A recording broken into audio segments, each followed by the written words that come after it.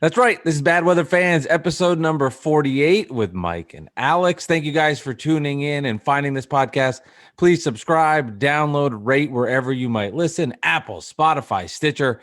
You know all the programs, all the places that you can find this. If it's on Apple, go ahead and leave that 5-star rating and leave a comment. We've got a special guest that we'll be talking to in a matter of moments, Dolan J Trump. He'll join us here on Bad Weather Fans. But first off, Alex, I know the answer because your Knicks are on a 3-game winning streak, but how the hell are you doing? I'm doing great.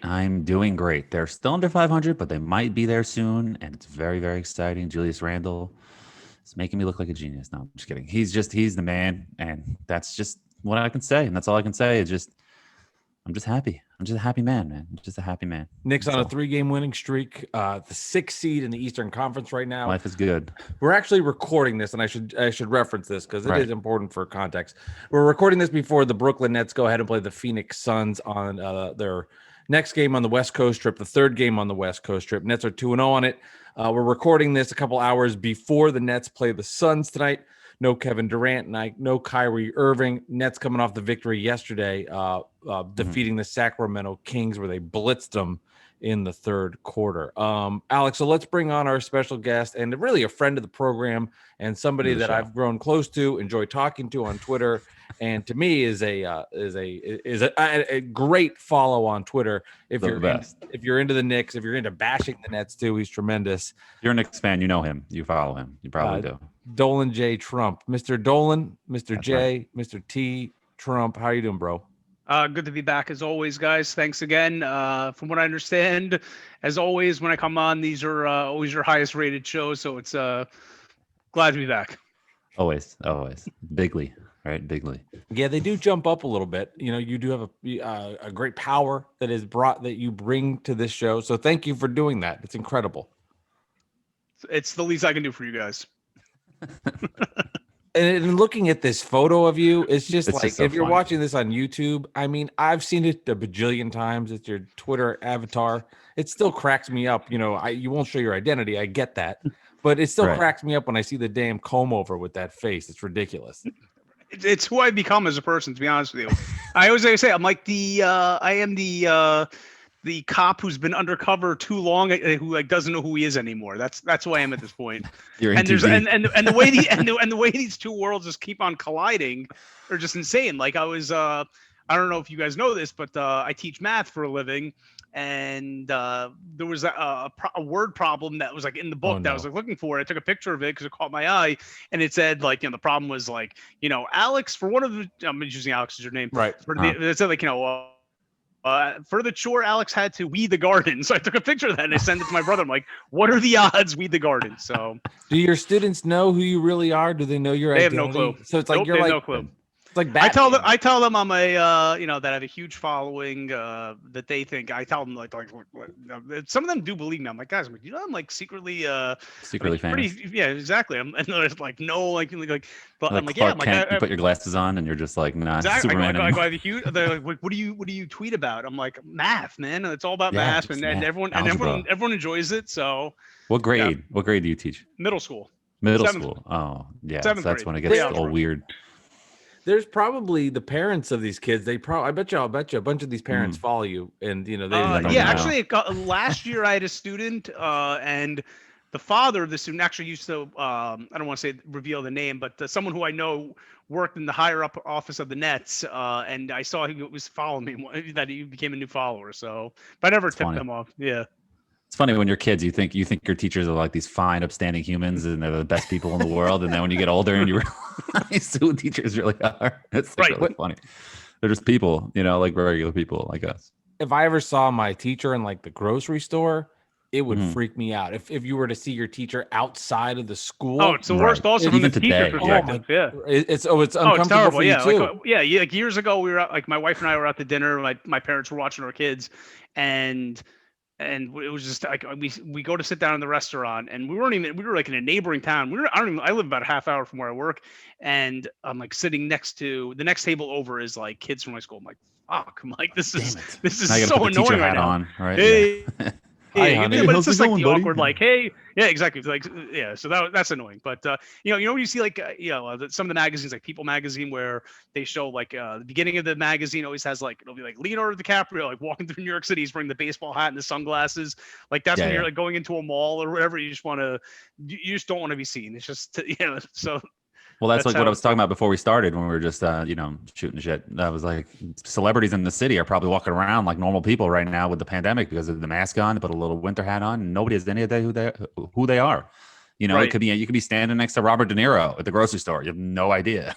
It's just no clue. I mean, that's just funny how the world is right now. Anyway, Mm-hmm. So Dolan, people don't know this about you, or some people do, but I don't think everybody does. But I think it'll be a good launching point for everything we'll get into. You used to be a Nets fan, Diehard Nets fan. Yep. like Old legit diehard Net fan. Yes. So would you qualify yourself? Would you say you're a Knicks fan? Oh, the best decision I ever made in my life. And actually, what's funny is you have people. I remember like when people I was on Knicks Film School podcast. Maybe this is when Porzingis was still on the team. This is right around the time of the Porzingis shutdown, which coincided with the government shutdown, and when the Trump administration had was it Clemson came to the White House and they ate McDonald's or whatever it was. Fast food, And I remember when Enes Kanter had food poisoning. So this is all around that time, and they were asking me. And I told them like I'm a former Nets fan, and like. Is there a part of you that misses now, like the Nets? Like here, that this was the Nets season. Alex, you always quote the celebration on Flatbush for being the the 6-seed championship, the 42 games. Exactly, yeah. And I'm like, nope, don't miss it one bit. So that's a part of me from the past. As you know, I was because I'm born and raised in North Jersey, but and I did follow them out to Brooklyn as some people, I can't say this on air, but I had a little falling out with the organization. I had someone from the higher ups basically told me off behind the scenes. And the way I always say it, it's like the restaurant owner cursing you out. You're not going to go to the restaurant. So that was that's what made me independent. I had no team. Like I remember I watched these games and I'm like, I'd watch the Nets games. This is like when Thomas Robinson was on the Nets, and who's the guy they fired after when they had Lionel Hollins? Tony Brown. Like I was watching these games, like I can't get into it. And then, as I always say, the flux capacitor moment was Oakley getting thrown out of the Garden, and that's when I'm like, wait a minute, Dolan and Trump are the same, and then boom, that's what happened. So that's where I was just, like a light shine down on you from the heavens. I came up with that's from the Back to the Future, the flux capacitor moment when he hits his head on the toilet and sees it. So I started doing the account, although I was not a Knicks fan, but by watching the Knicks, I became radicalized. Well, did you dislike the Knicks when you liked the Nets? Oh, I hated them. So when that's the part I can't. So I know. man. I know that's what's weird. Yeah. So I'm okay. Let me just say this, Dolan, then I'll let you spew your Nets hate. I understand disliking the Nets and distancing yourself from them. I can totally get that. Right. Like I get that. You had something happen. It changed, but then to go and like the Knicks is remarkable. Like that to me is the part. And that you just revealed that you hated them. I hated them. I absolutely hated them. So when you were talking with Evan, then you said growing up and I used to go to the Continental Airlines Arena or watch the games on TV, and it used to disgust me seeing this 20,000 person arena, and probably 90% of it was Knicks fans. And during the kid years when the kid years when still like no one cared about the Nets, even though we were in back-to-back finals, right. like I hated the Knicks back then. I remember when Starks knocked Kenny Anderson down, broke his wrist. That was the year. What year was that? That was the year after Petrovich died. You know what I mean? But but I did not like the Knicks back then. But I respect the history. I mean, the only time as a Nets fan that I ever actually rooted for the Knicks was the year they played the Spurs in the finals. Like I kind of like that team when they beat the Pacers, and it was like against all odds. It wasn't like the Oakley Starks Knicks. It was the Sprewell Houston. Camby. Ewing was a relic. It was a cool. So it was like a cool team. I just remember Camby was a monster in that series. Right. And I remember those Camby's playoffs. He carried them. I mean, I know Houston hit the shot and whatever, but yeah. And I remember seeing like the finals, like it was Camby and Chris Dudley going against Duncan and Robinson. And it was just like it was just a likable team. But that was the only time I ever rooted for the Knicks. I hated the Knicks, but that's in the past. So any Knicks fans who are listening, who are shocked or disappointed, if you don't know by now that I used to be a Nets fan, it's not about what it was in the past. It's all about the future and the present. And I bleed orange and blue now. I don't know how you can do that, man. It's rough. I can't imagine. I mean, welcome aboard. It's fine. But I just can't imagine, like, I'm a Knicks fan. I grew up like hating the Bulls, hating, whoever, the Pacers. I can't like stop watching the Knicks and just be like, you know what? I'm gonna go root for the Pacers. But that's the thing. It was only because of Dolan Trump, and that's why it was me being told off by this Nets executive ruining it for me allowed me to basically it became personal. That it wasn't like created the parody account and basically focusing all my attention on the Knicks, and from there, the power of social media, I radicalized myself. So that's how. It's like a cult. It's almost like when a kid says growing up, hey, I was the biggest diehard Yankees fan. I love the Yankees. I was a big Yankee fan. But then when you're drafted and now you're in the Red Sox organization, right? Like you as the character now becoming in the Knicks organization, you probably feel like you're a part of them. And now you have the hate for the other team. You're with this organization. You're watching all these games. You're becoming essentially a character to this team. So I guess from that perspective, I could kind of see it.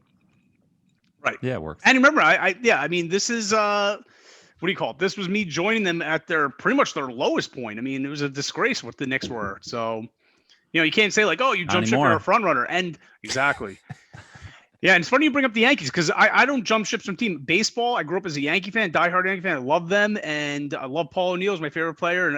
But when they lost to the Diamondbacks in 2001, and they brought in Giambi and got rid of Tino, and they brought in like Kevin Brown and A-Rod, I'm like, you know what? I'd rather root for the Minnesota Twins or the Oakland A's playing the Yankees at a fraction of their payroll, as opposed to rooting for this juggernaut where it's just like it got to the point. And actually, this is why I can't stand the Nets now. And because I couldn't stand the Yankee fan calling up the fan and being like, "Oh, Derek Jeter got hurt. Okay, let's go get Miguel Tejada right now." It's like, dude, there should be some competitive balance. This is just ridiculous. It got to a point in the early 2000s. It got to a point where it was ridiculous. Yeah, and now you have this with Nets fans where it's like, oh yeah, we got this big three. Oh yeah, we'll just get Andre Drummond when he gets bought out next, and let's add Blake Griffin to it. It's like enough already. Well, what did the Nets do wrong? I mean, they've been playing by the rules and they've just mastered. No. I know. I'm saying the entitlement of the fan, the fan entitlement now being like, that's where it annoys. I just don't like super teams. It's like this with baseball and basketball. I hated the Heat.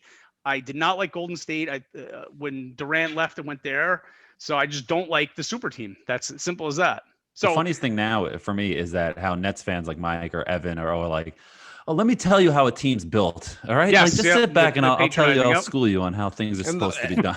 And are the Knicks following that game plan? And look, it's actually, I hate to tell you guys, it's working. I was just on the phone with one of my good friends before I hopped on with you guys, and he's just like, what should they do with and he's been all along like they should trade, they shouldn't be winning these games, they should be bottoming them out. No, I'm like, because they need to build a winning. I hate the word, but I'll say it, a winning culture. Mentality. Because you know what it is, you gotta build winning habits. That's what it is, winning habits. Because you look at teams like Sacramento and Orlando, they always have teams with the entire roster is loaded with former lottery picks, and they're always terrible. Whereas, because they always stink. But now, I love Tibbs, and I'm going to take my victory lap now. When I came on with you guys over the summer when they hired him, I said this guy was a perfect coach for them. He's just going to make winners out of them.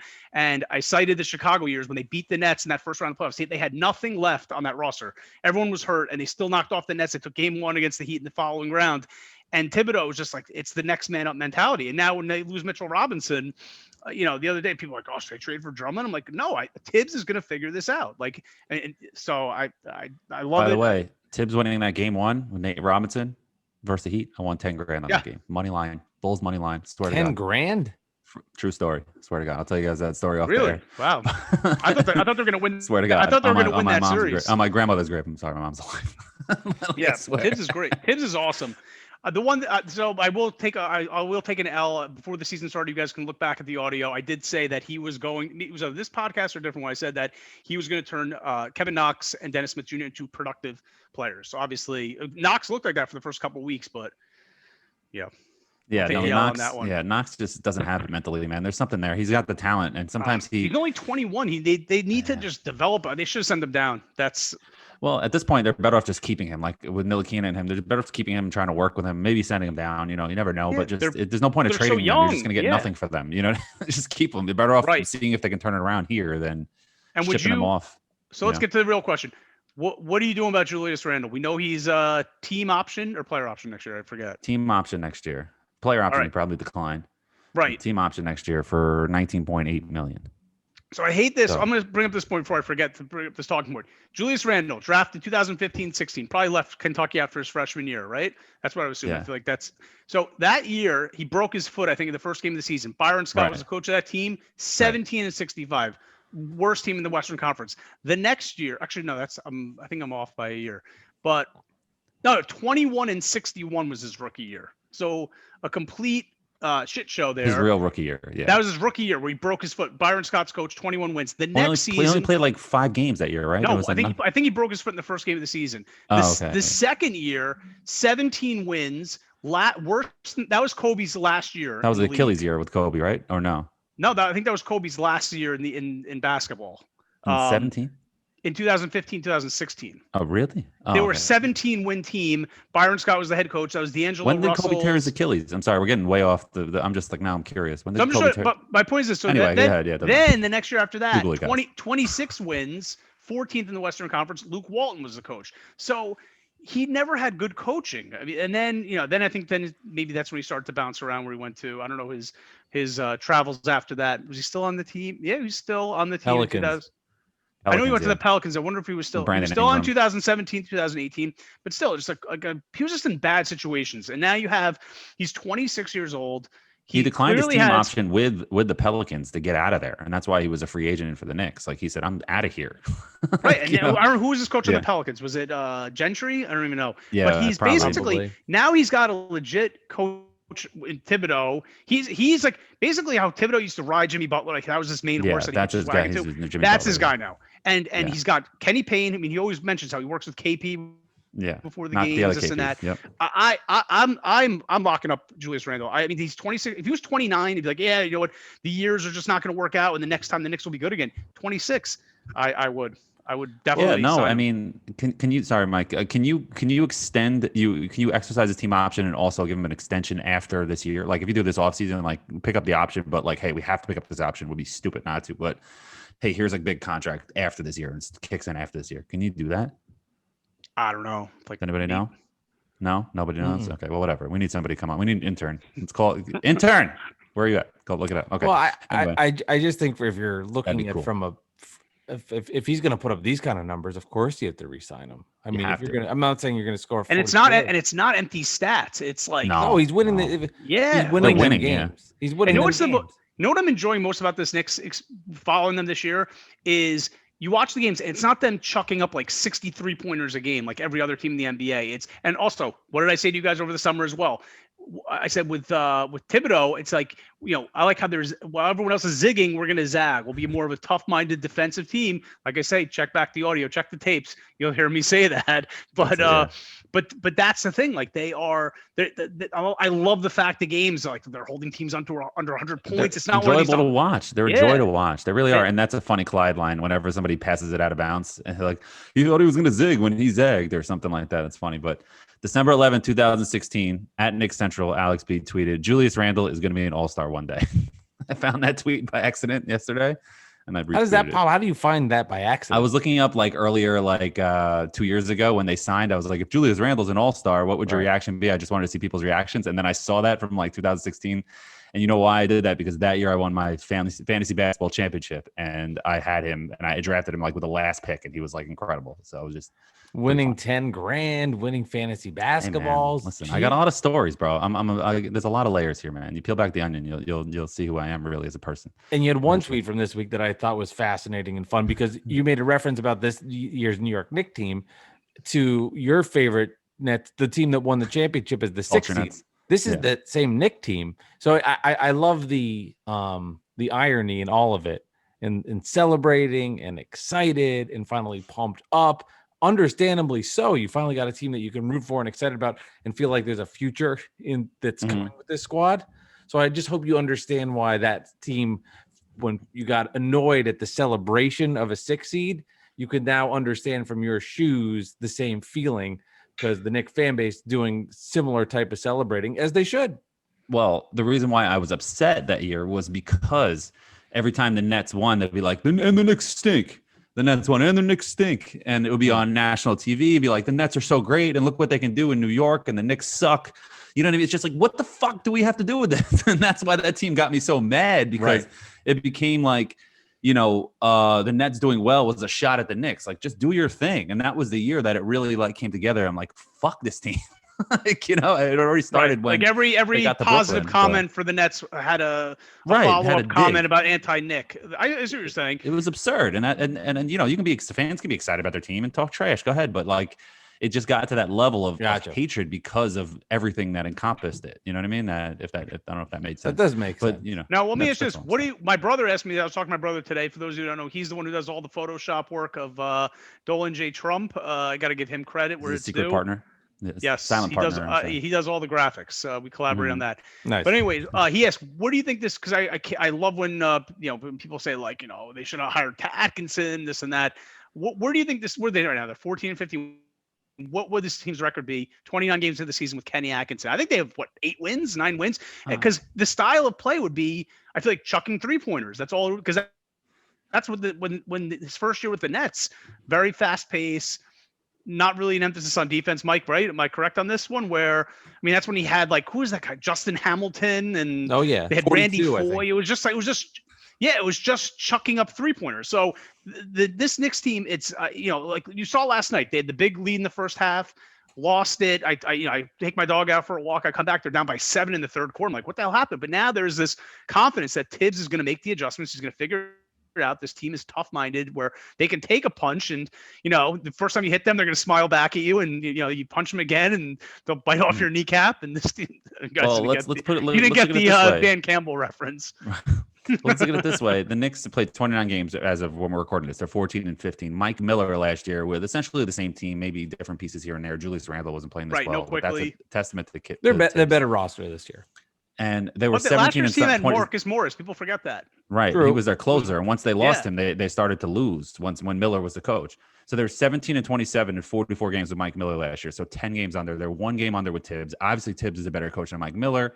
Atkinson is probably a better coach than Mike Miller. So you would say, if you want to just play that game, maybe they'll be like 5 under. I don't know. Who knows? Well, I did the math.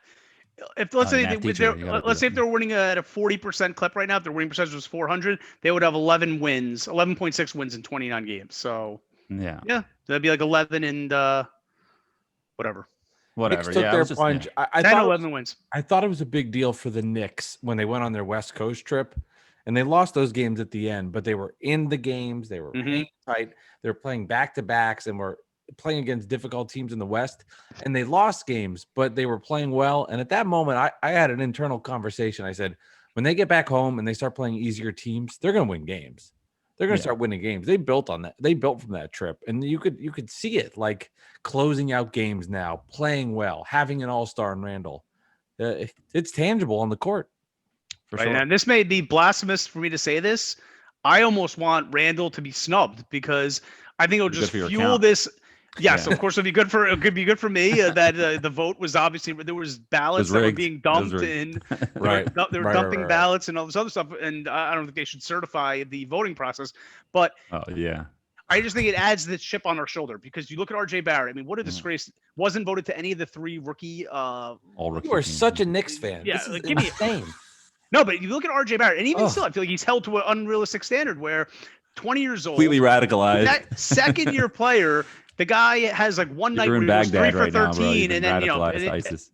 And then you got I'm basically like, this is like QAnon. That's what it is. Like, but anyways, but you have RJ Barrett, like, where you have like, you have media members or talking heads on Twitter or whatever saying, he's not, it's never going to be there for him because he went 3 for 13 in one game. But then you look at like that 7-game stretch, like which coincided with the West Coast trip where, he's scoring 18 points on 12 shots and he's just being super efficient. And he's where he's good.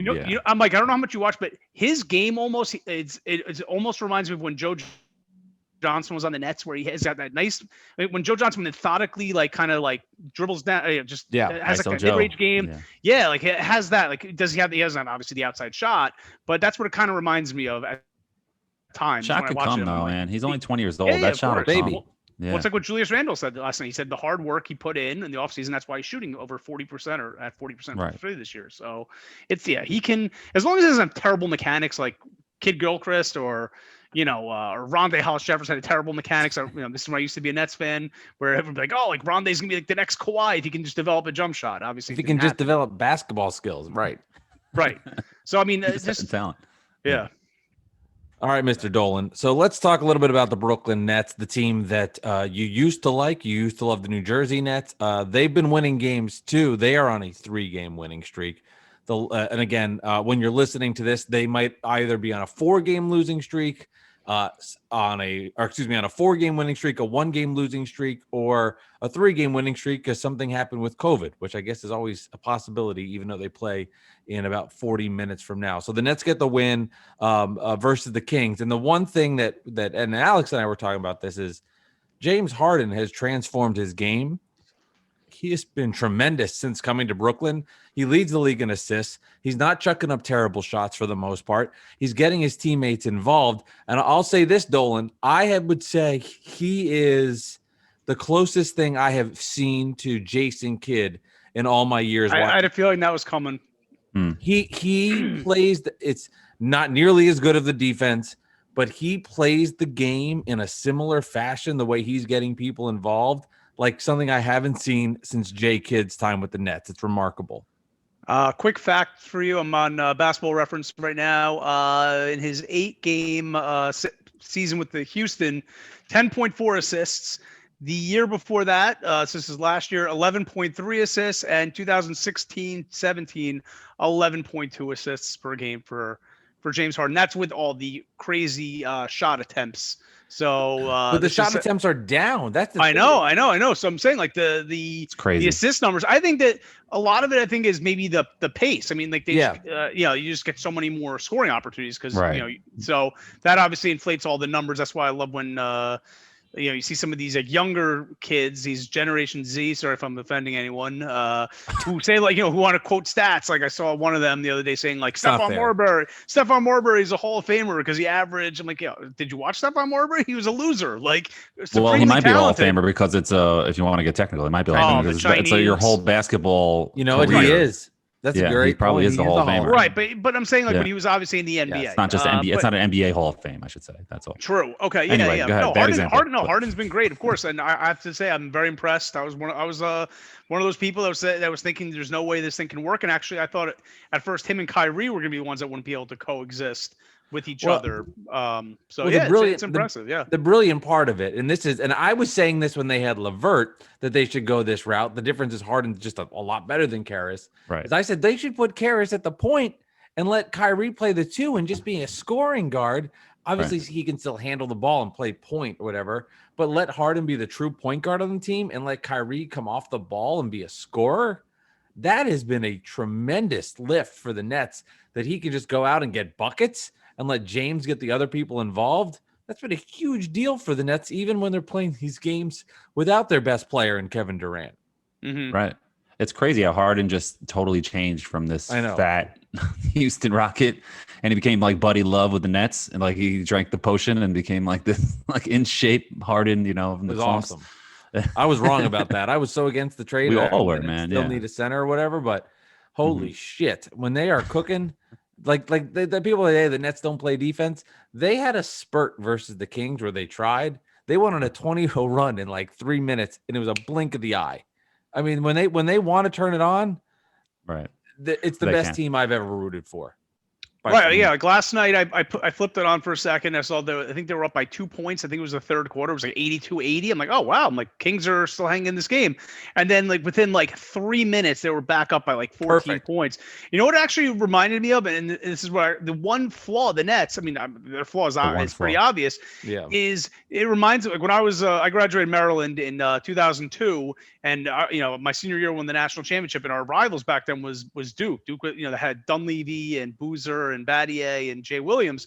And I just remember like those Duke, you just like watch those Duke games, and they would just go on these like crazy runs where they'd just be bombing threes, and they could score like 9 points in like less than a minute. I mean, it was actually one game against Maryland where we were a good team back then, top 10. We had a 10-point lead with under a minute left in the game at home, and we blew it to them. Jeez. So, but what I remember though, the reason why I'm bringing Duke back into the mix is, yes, the Nets can score quickly, but obviously we know the Nets' flaw is obviously is like, the defense, or there's no size. And I remember Duke, that my senior year, lost to Indiana, I think in the Sweet 16 round, and Jared Jeffries, there you go, there's a Knicks name from the past, dominated that game. And that's probably the reason why he got drafted. That's probably the reason why he got drafted in the lottery that year. But I'm just amazed at all these teams playing the Nets. Like, the blueprints out there. And listen, I'm not an X's and O's person at all. Like, I can't, when I listen to some of these like technical basketball podcasts, like, I don't know what the hell some of these people are talking about. I fall asleep. Yeah, I can't do that. But like, it's so obvious. Like when I've seen teams like the Bucks or the Clippers like trying to exchange blows with the Nets, like, why are you consistently trying to shoot with them instead? Like, slow it down. Yeah, that's why I was so shocked when the Knicks got blown out against them, and that was the night they made the trade, and there was no Jared Allen and LeVert. But I was amazed, like, the whole Durant was motivated that night. That's why. Durant, he was. He was out for blood that night. He was amazing, and Shamet played well. But I thought that game going into it, I'm like, you know what? They have no answer for Julius Randle. I could see maybe Mitchell Robinson should get easy buckets. Like, and that sucks because that was like the one national game the Knicks had on the schedule like this year. Right. It was just like totally embarrassing. I thought the Knicks were going to bully them. That me too. So I don't know, but that makes it more compelling if they face each other in the playoffs. I think it'll be a different. Right now, 3-6, Knicks Nets first round. It'll be amazing, Mike. Mike, I know you'll be sleepless, but it'll Knicks be take game one. Knicks take game one. We were doing a podcast right after. I just want nothing to do with it. Although I do think it would be awesome though if the Knicks finally slipped into the playoffs as like the 7 seed and then had to do this fucking round robin thing and got their ass torched. Oh, that would suck. Yeah, that's why you want the 6 seed. That would be pretty ironic. You want to avoid the play-in tournament. You want to get in the 6 seed and avoid that. Well, the East, look at me talking. All those teams are all muddled together. If all those teams are muddled together, then right. Who knows who's like I would expect the Celtics to start playing better and not be a 500 basketball team. But you look at the Knicks, the Hawks, all of these teams, the Raptors, the Pacers, that are all kind of sliding in around that place. Fighting to be the 4-5, and then the teams that'll get there 7, 8, 9, and 10. Right, you expect the Heat to jump up. I mean, you got right now the standings. You have Sixers, Bucks, Nets, Celtics, Pacers, Knicks, Hornets, Raptors in the top 8, and you have Bulls, Heat, Hawks, Magic, Cavs. But my view is that the team like Atlanta, or like how the Nets destroyed Golden State the other night. I knew the Nets were going to, because those teams are just they're no size, and they're going to play the exact same style. The Nets are obviously better than them. But if a team like, for instance, like Toronto gets Andre Drummond, and you have Drummond, and you have Siakam, and you have just size, and you have a physical Boucher, point guard like Lowry, and winners, that's where I can see the Nets are vulnerable. And that's why I don't understand when I see teams like I said, where they try to exchange haymakers with them. And that's why when the Nets played the Bucks, I understand Brook Lopez, they've turned him into, he's like a stretch 5, whatever. But Brook Lopez can dominate the paint. Like, so if anything, like if you just do the simple math, let's just say, for instance, a team can shoot, I don't know, make 7 out of every 10 shots at the rim against Nets, because the Nets have no size. That's 14 points. If you're going to take 10 3-pointers, and let's say we're going to make 4 of them, it's funny. And how funny would it be for us, Dolan J Trump, to how funny would it be if Brook Lopez is the reason why the Nets get knocked out in the playoffs? That might make me cry, and I'm sorry. I wouldn't want that to happen. But Mike, how great that would be like upsetting for you. I'm sorry. Brook is extremely crafty. He, everybody says like Brook's a dinosaur. He is very crafty, very skilled. Obviously he can shoot from the outside, but he's got post moves, and that's where I think against change your game plan up. That's why I think out of all the teams in the East, I think the Sixers are probably, just because of the Embiid factor, and I think Ben Simmons can maybe slow down, or Durant. Maybe they trade him. I don't know. Maybe they trade him. Who knows what's going to happen? Who, Simmons? Yeah. No, but Simmons is an elite defender. So then you have Simmons to, maybe lock down someone, but there's no answer for Embiid. That's the only, if he's healthy. Right. That's you brought it up before. The Nets roster isn't over. They're going to add a big. They're going to add a big. Somebody's going to want to join this team. That's going to. Someone's going to get bought out. What about Blake Griffin? Obviously, you want Drummond, but what about Blake Griffin? If he gets bought out, would you want him on? He's just not the same. I know, but he's still a body. He's still a body. He's a name, but he's a body, and he would help the rebounding, and he's he would be in the post. But it's not, it's not him and DeAndre Lob City Part 2. Oh yeah, I forgot about DeAndre. That'd be so funny. It's just not the same guy. And I saw the Nets play the Pistons. It was a bad loss for the Nets. Mm-hmm. Blake he couldn't even dominate the Nets with he was a shell of himself, and I could see it now. Like, look at the Nets starting 5. You'd be like, oh, but it'd be more a name value than actual. Right. Like when Pierce and Garnett were there.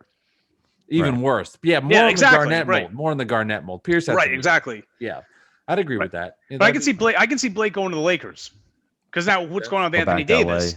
Right, and they can because now they don't have probably still lives there. Right, so you have that issue. Right. Yeah, I think it's Drummond or bust. I don't know what else, but I'm telling you, there's I think there's some rumors of Drummond to Toronto. I don't like that. I don't like that at all because you do bring up a good point. Toronto with him feels like because I always say this like the one guy that would kill the Nets on Toronto, and now he's on the Grizzlies, and he would just give the Nets fits. Was Valanciunas. So this to me would feel like that all over again. I mean, you remember some of those series. Valanciunas killed the Nets, and he still does with the Grizzlies. These guys with size, they do pose problems, and that would be a nice fit for Toronto. Here's the other guy. What if this guy gets traded to Boston? I heard this on I can't remember which, maybe it was Bill Simmons' podcast. What if why am I you just put Valanciunas in Nikola Vucevic? What if he goes to Boston? He's a net killer. He's been a net killer forever. He's put him on Boston, killer. Right? But put him on Boston. So but who are they trading for? Yeah, what are they dealing? Yeah, that's I don't know, but they have that. They have like that $25 million trade exception. They probably have a ton of draft but picks. he's Mr. Magic though. Like he's their guy. Like I don't know who they're just. Yeah, but what's Orlando? They're like 10-18 right now. Sure. They're in the playoffs. I'll be rooting for them tomorrow. 10-18. No, they're in the playoffs right now. Last year I think they were. In the playoffs, last year, yeah. But what was Jonathan Isaac got hurt, and they're kind of like I don't know. They're pretty much have to blow it up. Yeah. So they got to blow it up, and Danny Ainge is probably desperate right now because Kemba's he's breaking down, and they're obviously they shouldn't be this bad. I mean, were they 500 right now, Boston? So I can see them getting desperate. So they're going to need to make a big move, and Tristan Thompson has been terrible for them. So they'll be fine. I think they'll be fine. I will say this: Boston. I don't know about that. And Tatum saying that he's still not even recovered. I don't think from COVID. So yeah. Well, let me just make this point about Boston because the Nets do have some sort of history with the Celtics. That was the team I despised the most, and you know this, Dolan. In those 2001, 2002, 2002, 2003, when the Nets beat the Celtics in 6, and then they beat the Celtics in 4. That was like the Nets' big Eastern Conference rival at the time. So I've always had a disdain for Boston, but it is kind of fun in a weird way to see the Knicks have more wins than the Celtics right now because of all Celtic hate on the Nets for the trade that happened. And the Nets are in such a better position right now. And, not talked about is Kyrie Irving's putting together his best season as a pro when he plays. The guy's having a phenomenal him year. Going to his sister's birthday party and leaving the team but high and dry. He's unstoppable. Nobody talks. Nobody talks. I don't remember him being a talking point when they want to. And then when Kyrie plays great, it's like, we don't need to wake me up. He's not a likable when he guy. does something that pisses me off. He's been nothing but a model citizen for them on the court, and he's playing defense. Like doesn't get enough credit for it. Just gonna say it, Dolan. No. Right. Kyrie's been great. I can't take that away from him.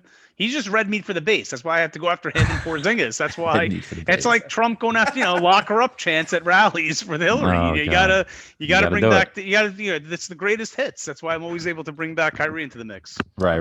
All right. So let's get to the jersey number trivia and then the poll question. We have 2 since last week. I wasn't able to join, so Mike did a crossover episode with the New York Knicks podcast with Jay and Mark. That was great. That was episode 47. So this is episode 48. So there was no number 48 or 47 in Knicks history, but there was a 47 in Nets history. So who is that? What do you guys think? That's Andre Kirilenko. Oh, easy. See, you guys. Yeah, so easy. What was Jim McElvain? AK-47. It's bothering me. All right, what was Jim McElvain? Let's look it up. Hold on. This was before the podcast talk. Jim Mac.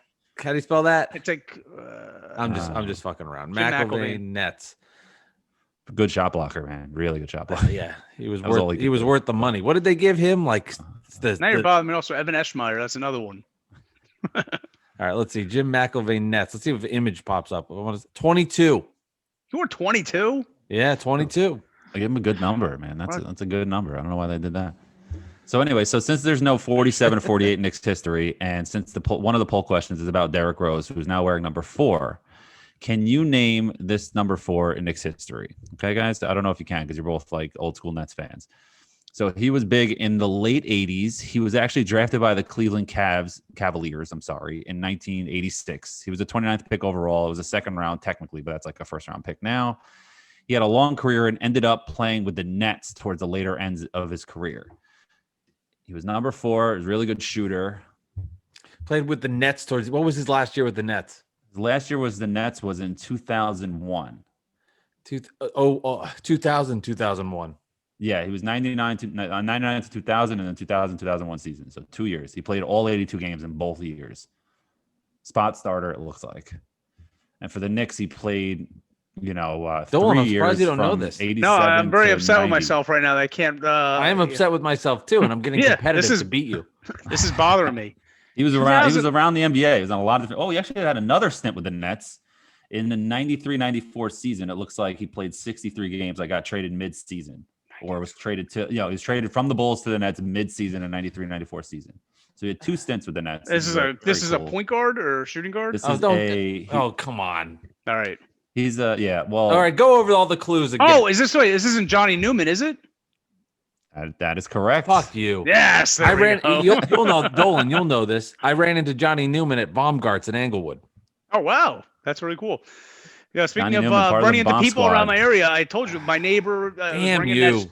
My neighbor, who's from Brooklyn, is wearing. He's not an NBA fan. He's wearing a Nets shirt the other day. I bumped into him and I said to him, "You're a Nets fan?" He's like, "Or is it just more about representing Brooklyn?" He's like, "It's representing Brooklyn." And then we're talking for a little bit. And he's like, "Hey, one of the Nets assistant coaches. I saw him the other day when I was walking the dog." I'm like, and then it took him a while to figure out. And we figured out it was Royal Ivy. So I'm very looking forward to seeing Royal Ivy. Hopefully, I got my "Make Knicks Great Again" hat on.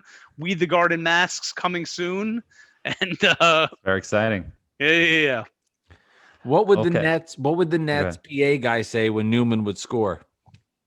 Ooh, I don't know. Gary Sussman? That was the PA announcer. Not who the PA. What Or did- maybe what it would he was, say? I maybe always I'm thinking of liked the Johnny Newman. play-by-play. What would they say? Spencer Like, Ross? it was Spencer Ross Johnny and Bill New Raftery for was 2. great. That was the Johnny word. That's knew what he for would say? 2. Johnny New for 2. Real quick, I Johnny just want Clyde.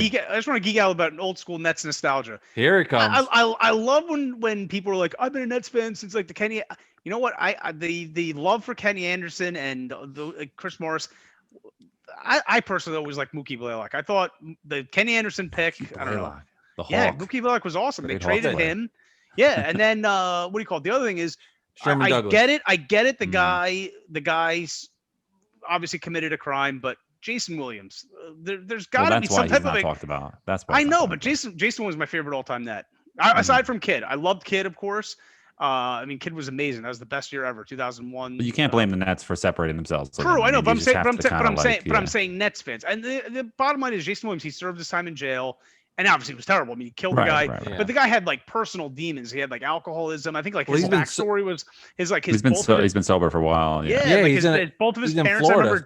I think both of his parents died of AIDS, like really Jeez. like sad. Yeah, from like either needles. Yeah, I mean, or- everybody has their issues, and Yeah, everybody and, like, deserves he a was- second he was- chance for he was- sure. 'cause But I don't Jason blame the Williams- Nets for separating themselves. No, with I know the Nets, with but something like that. I'm saying Nets fans. That's what I'm Yeah, saying. yeah. Like I love Jason Williams. That guy, if you watch old school highlights of that guy he brought it every night. That guy, he was awesome. Right? No, he Yeah, was no, the one shining light you had in that time for the Nets. He was Yeah, an then all. He was an all-star Yeah. the year. Yeah, the you see him. You see him in the last. You see him in the Yeah. Last Dance. Yeah, but then he broke his leg when Marbury rolled into his Yeah. leg.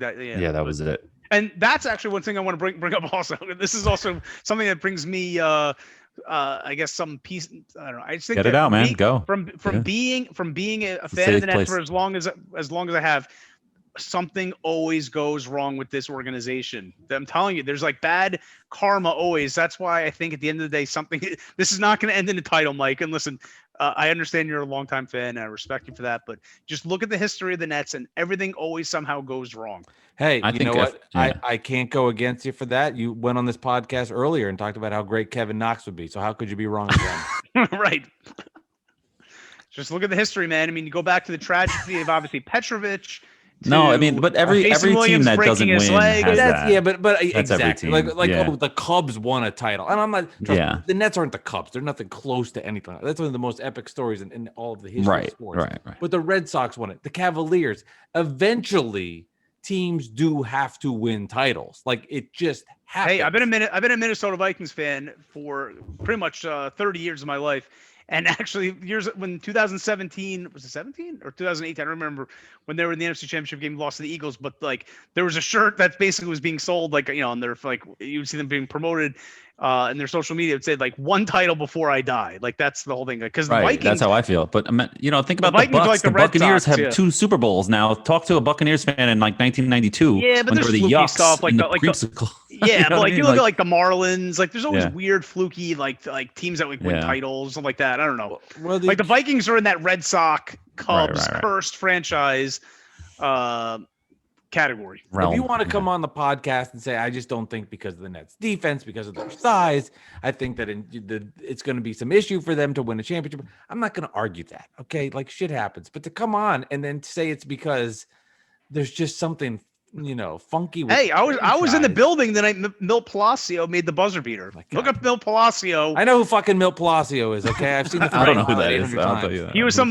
guy in the Celtics, and he made some like buzzer beater half court shot to beat. He stole the ball at the inbounds, made it in like 0.4 seconds. It's a horrific loss. Right, I was there. Milt So Palacio. weird stuff like a good happens time. with this organization. That's all I'm saying. Well, I'm lucky because now you like the Knicks, so hopefully you can just maybe it's your fandom.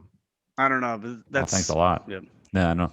So anyway, the poll questions. So I put out one on February 8th, right after the Derrick Rose trade was made. It's easy to answer this question now, but you got to think about this was before any of the games were played. I was against the Derrick Rose trade from the beginning because I don't trust Tibbs's rotations.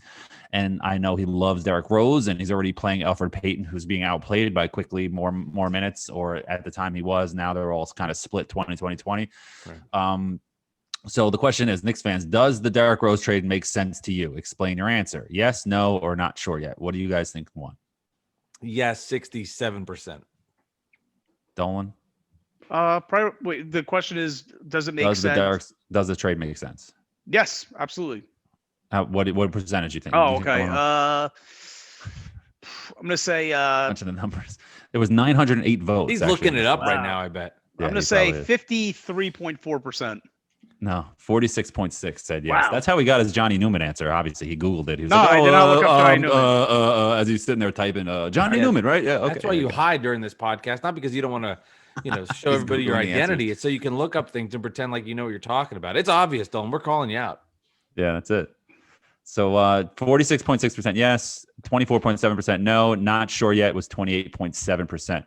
So a couple fan responses. Here's the thing. I'm actually going to call on the fans tomorrow. Sorry to cut you off. I'm calling for unity amongst this fan base. Enough with I agree with you, Mike. I'm listening to your last. I don't know what episode it was.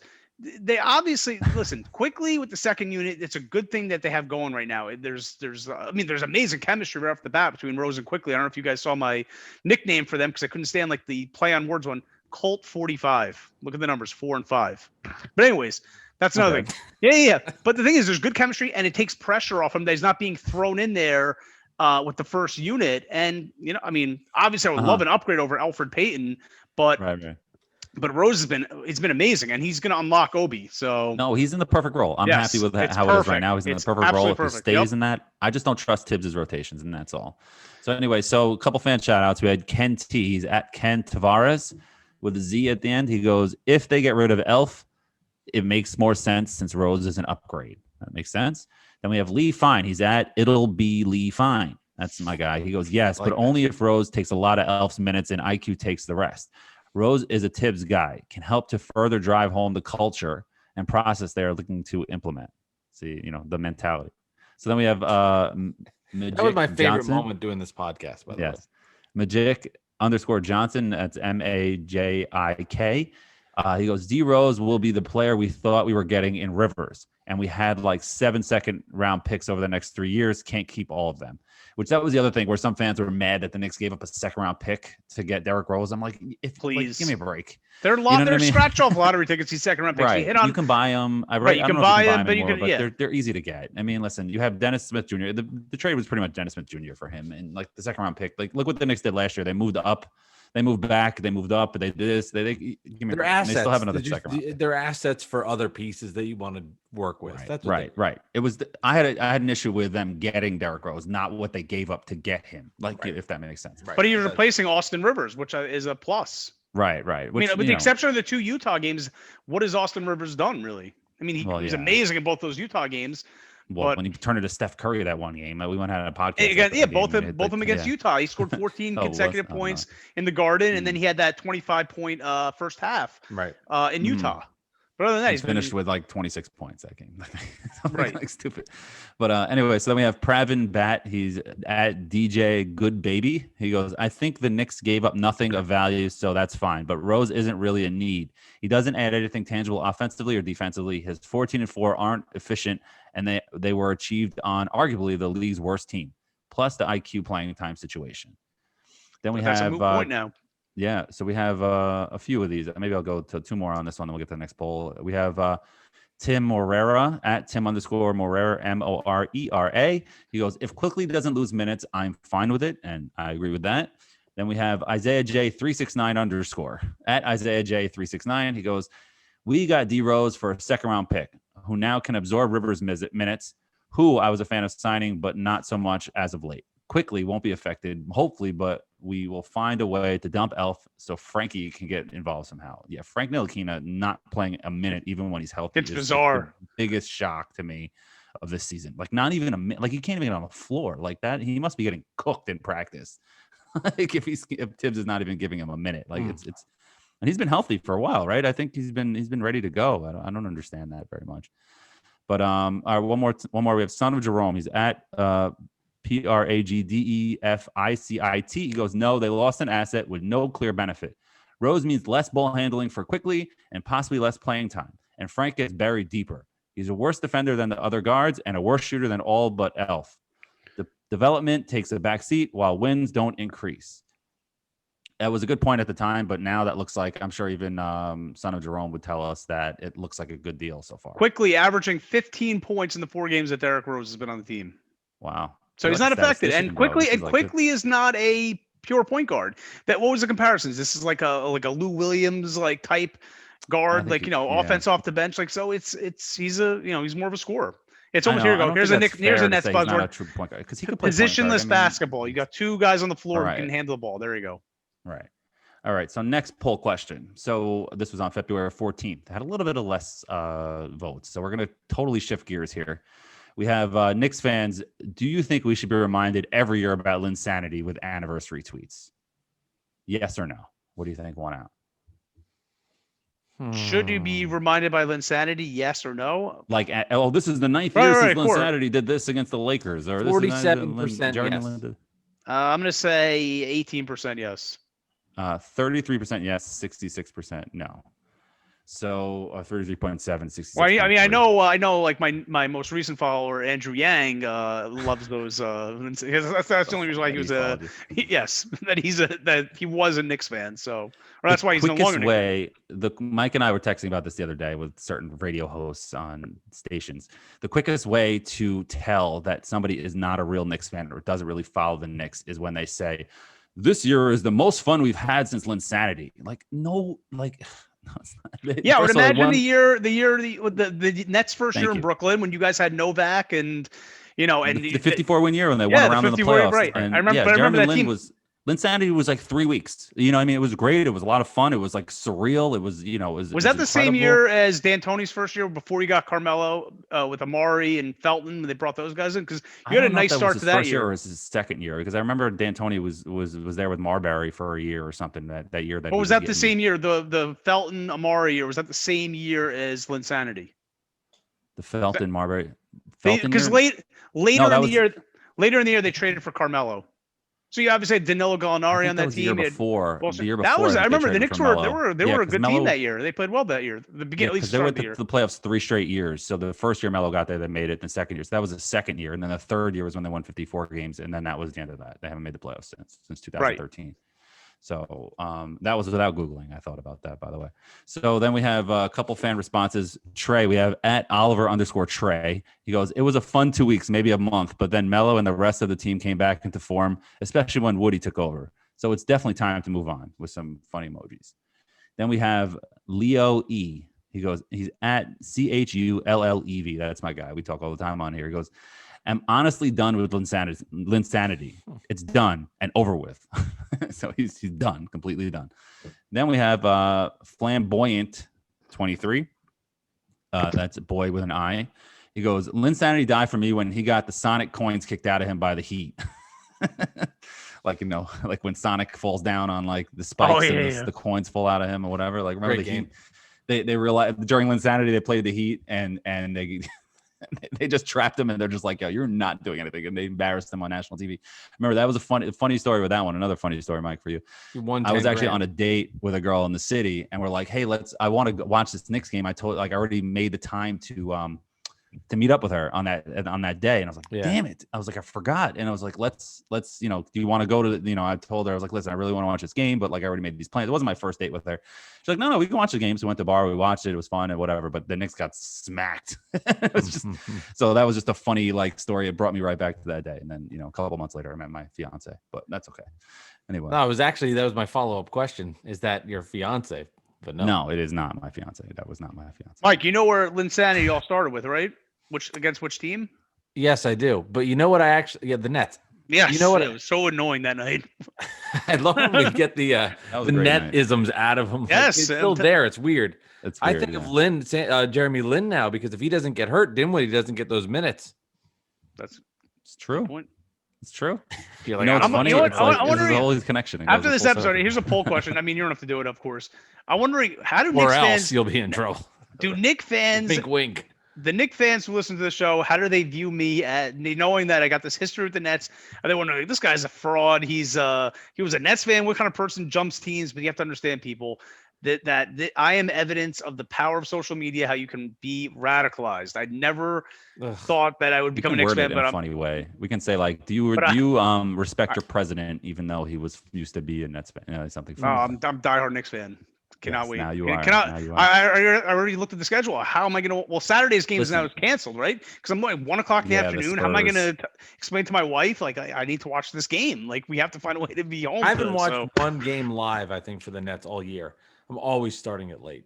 Yeah, well, that's the way to do it, man. I paused the game a couple times and I watched without commercials and just without Twitter distractions. It's just like such a pleasure. Put my phone on airplane mode.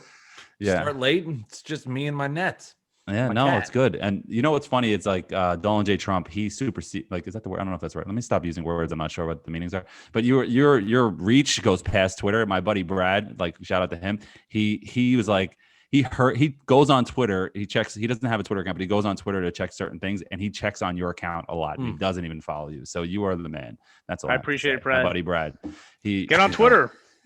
He's one of the few people that he was the husband of Hannah, my fiance's friend, like Hannah's friend's husband, and like we became friends. So like it's funny like that it's rare that you get that, but he's a big Knicks fan, so that was an easy end to become friends with him. But anyway, I guess that's the show. That's the podcast. Bad Weather fans. Book me for episode 55, the Jason Williams episode. We'll do 10 minutes of talking about Jason Williams. Yeah, it's gonna be rough. The 50s, we got some 50s in it, coming up. But I told you guys the 40s reason, are a rough number. Yeah, rough 40s. But it resets once it gets to 50 again. And we can get into that episode, Dolan, my hate of the Knicks. We can explore that adventure. There you go. And then when we get to 77, you guys will know that one, I'm sure, on the Nets. I'm not going to George Mirasan. George Mirasan. I said it first. He was trying to Google. He couldn't Google it in time. Big George. I've been trying to get George on my Mike Delivers podcast. He follows me on Twitter, and I've been DMing him like crazy. No, really. All right, this has been Bad Weather Fans, episode number 48. Our special guest, Dolan J Trump. Dolan, where can people find you on your world famous Twitter account? What is it? At Dolan _J _Trump. No blue check mark yet. They will not verify me. Please follow him on Twitter. He's a tremendous, amazing, big, awesome, great account.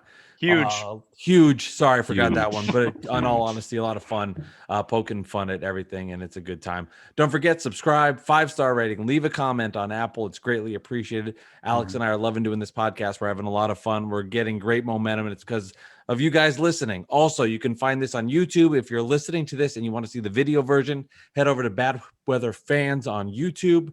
There you can get the video, and you can see the beautiful mug of Dolan J Trump. You can watch his head, which every so often, my real background. This episode, and I just start giggling because I'm looking at your fucking face, and it's driving me crazy. And I just start to fucking laugh every time. It's unbelievable. Because if people knew what you really look like, and it's just fun. Come on, give us 2 seconds. Do it for the I audience. can't. That's part of the part of the mystique. He's like, I gotta You go can't hate remove watch his the Nets in 10 minutes. Fair enough. Enjoy. Alex, good shit as always. Episode 48. Good stuff, my man. Yeah, shout out to Johnny Newman too, by the way. Johnny New for 2. Johnny New for 2.